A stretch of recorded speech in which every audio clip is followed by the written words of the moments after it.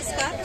SNDT arts and commerce college for woman यांनी जे काही आता दिवाळी मेला अरेंज केलेला आहे तो खरंच अतिशय सुंदर उपक्रम आहे, जेणेकरून मुलींना एक उद्योजिका कसं बनायचं आणि कशा पद्धतीने आपण सेल करू शकतो, कसं प्रॉफिट मिळवू शकतो किंवा कसं कस्टमरशी आपण डील करू शकतो याचा अनुभव आम्ही इथे प्रॅक्टिकली मुलींना देतो आणि हा उपक्रम खरोखरच मुलींना पुढे जाऊन उपयोगीचा पडणार आहे।